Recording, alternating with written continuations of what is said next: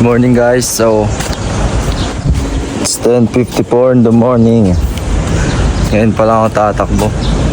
So especially sinadya ko to kasi gusto ko din matraining sa init.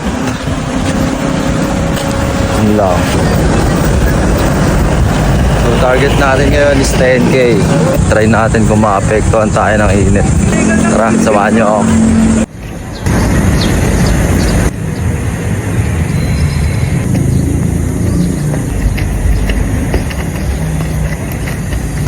Nakapagod pala.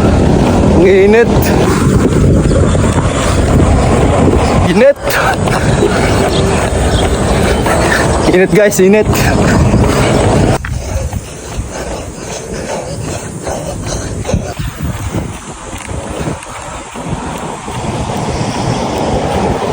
Boundary na, boundary. Boundary.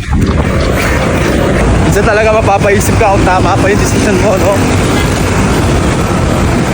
Guys, tingnan nyo walang dalang tubig, walang dalang cup.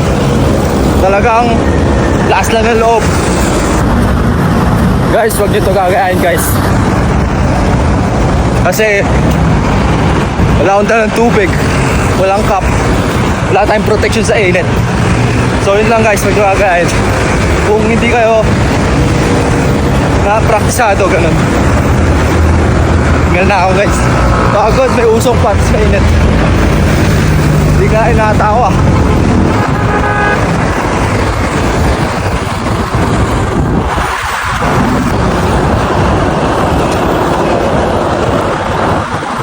Sintas ko guys. Mabagal na tayo guys, mabagal na. Let's go. Now guys,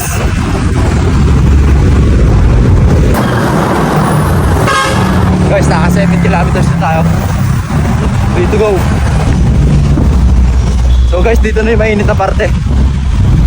Tignan nyo, wala kang masisilungan. Guys, balik tayo ng UP.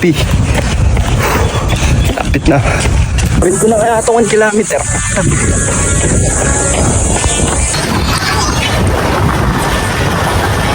Tapos 10 kilometers na.